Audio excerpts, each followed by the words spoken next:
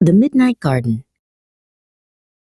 Alex and Zoe loved their backyard, a green haven filled with their mother's prize-winning roses and their father's towering sunflowers. But tonight, as the moon cast long shadows, the garden felt different, as if it held a secret.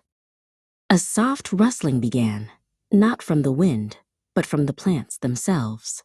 A rose stretched its thorny stem, a sunflower swayed as if dancing, and a patch of ivy began to creep playfully up the garden shed.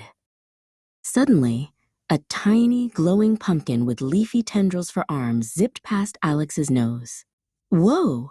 he exclaimed. The pumpkin giggled, a sound like rustling leaves, and introduced himself as Pip, the garden's spirit. Zoe, ever the logical one, stepped forward. "Why are the plants moving, Pip?" she asked. Pip floated in a circle, explaining that if they didn't solve his riddles before dawn, the garden would take over the whole neighborhood. "First riddle," Pip announced, pointing a vine-like finger at a patch of tomatoes. "I wear a crown, but I'm no king. I'm red and round, a summer's fling. What am I?" Alex and Zoe looked at each other, then at the plump red fruits. "A tomato," they shouted together. With a cheerful pop, the tomato plants settled, their leaves no longer reaching quite so high. Alex and Zoe high-fived, feeling a surge of hope.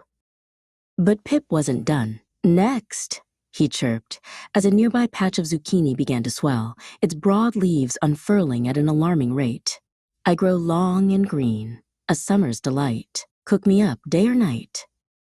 This one was trickier.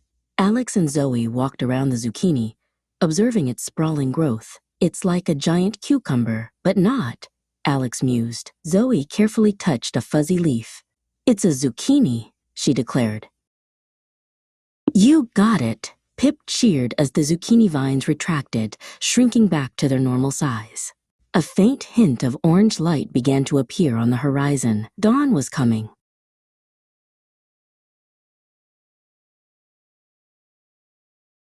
"One last riddle before the sun," Pip exclaimed, pointing to the entire garden.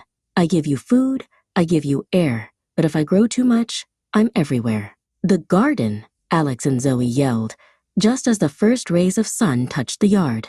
The plants settled, still and peaceful. Pip winked, then faded away, leaving behind only the sweet scent of morning dew.